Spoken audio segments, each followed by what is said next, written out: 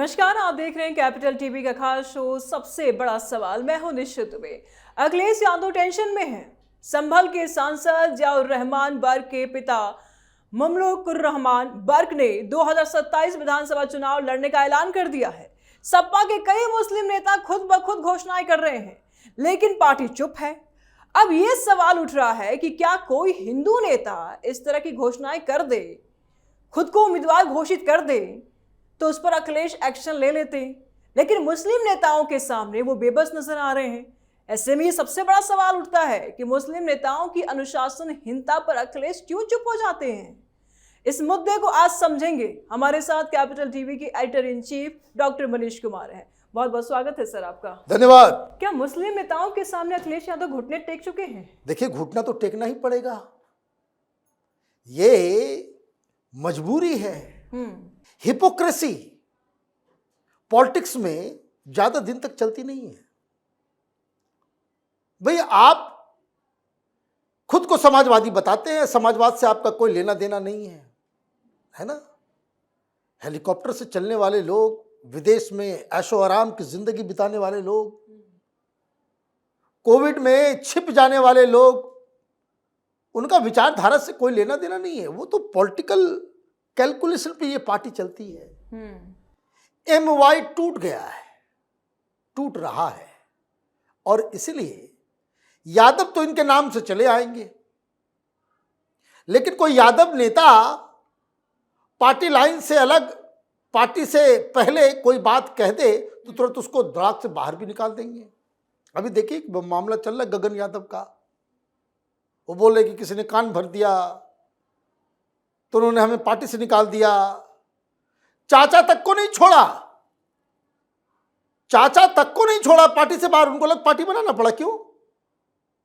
Party line से आप अलग हो गए, अनुशासनहीनता कर दी। और ये अखिलेश यादव को लगता है कि भाई मेरे सामने ये शख्स अपने मन से क्यों इस तरह की बातें कर सकता है, तो उसके खिलाफ आप एक्शन ले लेते हो।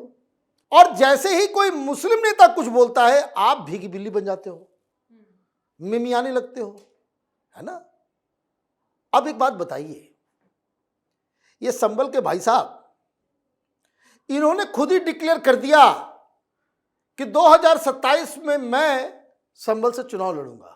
कोई हिंदू नेता अगर ये घोषणा कर दे समाजवादी पार्टी के अंदर, चाहे वो यादव ही क्यों ना हो, that person will be kicked out, लात मार के बाहर कर दिया जाएगा। क्यों? उस समय पार्टी का अध्यक्ष होने का एहसास अखिलेश यादव को, लेकिन जैसे ही कोई दाढ़ी टोपी वाला सामने आता है, गिग्गी बन जाती है। ये कोई पहली बार नहीं हो रहा, कोई पहली बार नहीं हो रहा। ऐसे में सर सवाल यही उठता है कि क्या अखिलेश यादव बेबस है या फिर देखिए देखिए ये इनकी मजबूरी है। ये इतना ज्यादा मुस्लिम अपीजमेंट, मुसलमानों की वोट की खातिर, मैं शुरू से कहता हूं कि हिंदुस्तान की सेक्युलर पार्टियां, उन्हें मुसलमानों का वोट मिले इसके लिए चौराहे पे उनको कहा जाए कि भाई आप नाच करो, तो ये कथक शुरू कर देंगे। चौराहे पे ये जो है डांस कार्यक्रम अपना करना चालू कर दे, बस उनको ये मालूम होना चाहिए कि मेरे डांस करने से ही वोट मिलेगा, तो नाचना शुरू कर देंगे। इतने गिरे हुए लोग हैं। भाई, इनके पिताजी ने अयोध्या में गोली चलवा दी ना, किस लिए? मुसलमानों को खुश करने के लिए। और अब दिक्कत क्या है कि मुसलमान खुश नहीं है। समस्या समझिए क्यों मैं कह रहा हूं कि बेबस मजबूरी। अब एक हसन साहब है, उन्होंने भी बहुत बड़ी बात कह दी।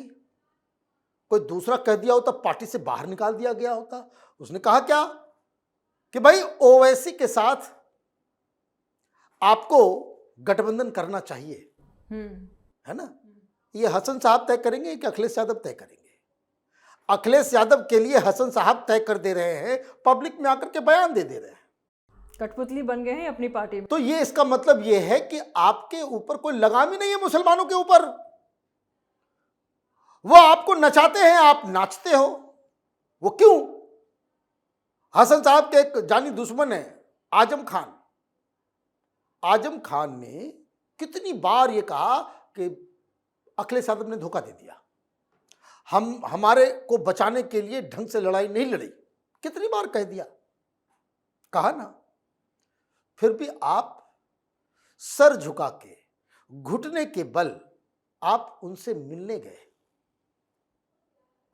और उनकी शर्तों पे आप मिले। अकेले आओगे, अकेले आओगे। और जब वो अकेले गए, घर के अंदर मुलाकात हुई, सिर्फ 1 to 1 बातचीत हुई, ना परिवार के किसी व्यक्ति से मिलने नहीं दिया, नहीं मिलने दिया वो बात तो अलग, और ये बात बाहर भी बुलवा दिया।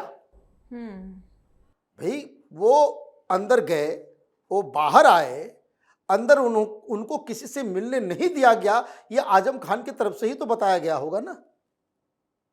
ये तो खुद आकर के नहीं बोले कि भाई हम तो गए, बड़ी बेइज्जत होकर के निकाल के आया गया।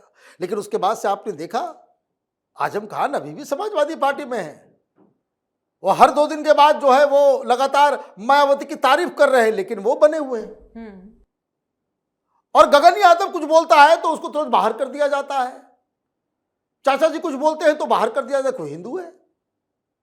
आप इस चीज को समझना जरूरी है कि ये हिंदू के नाम पे किस तरीके की राजनीति ये लोग करते। कहने को हिंदू हैं बस, बाकी ये मुसलमानों के वोट के लिए कुछ भी कर गुजरने, उनकी इज्जत भी खत्म हो जाती है, ईगो भी खत्म हो जाता है, डिसिप्लिन पार्टी की खत्म हो जाती है, सारा चीज जो है वो एक तरफ, और मुस्लिम वोट बैंक एक तरफ। उसके चक्कर में आप आतंकवादियों को भी आप छुट्टी दे दोगे, उसको भी केस विड्रॉ करने की बात कर दोगे। तमाम मौलवी मौलाना कोई भी अनर्गल बात करे, भाई क्यों नहीं मुंह से बोल रहे हो भाई, आपकी ही पार्टी के परिवार के से जुड़ा हुआ है ना। वो शायर साहब हैं जिन्होंने कहा था योगी आदित्यनाथ जीत गए तो हम प्रदेश छोड़ के चले जाएंगे, अवार्ड वापसी गए। उनकी बेटी को तलाक तलाक तलाक कह दिया गया और इनके मुंह में दही जमा हुआ है। क्यों? इंसाफ की बात करोगे तो ये मौलवी मौलाना तुम्हें झुका करके रख देंगे। दिक्कत क्या है? दिक्कत ये है कि ये मुस्लिम वोट बैंक इनसे खिसक रहा है। क्यों राहुल गांधी के साथ किया गया गठबंधन?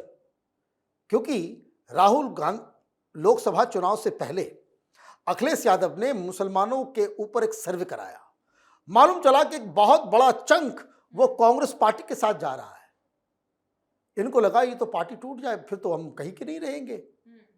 अभी आप देखिए कि इसलिए सारी जो उनकी तरफ से जो इनडिसिप्लिन होता है या कोई बयानबाजी होती है, ऐसा अनसुना कर देंगे भाई साहब कि जैसे वो लोग एग्जिस्ट ही नहीं करते। तो पार्टी के अंदर 2 तरह के गुट हो गए ना। इसका मतलब मुसलमानों के लिए अलग कानून, मुस्लिम नेताओं के लिए अलग कानून, और यादवों के लिए, हिंदुओं के लिए अलग कानून।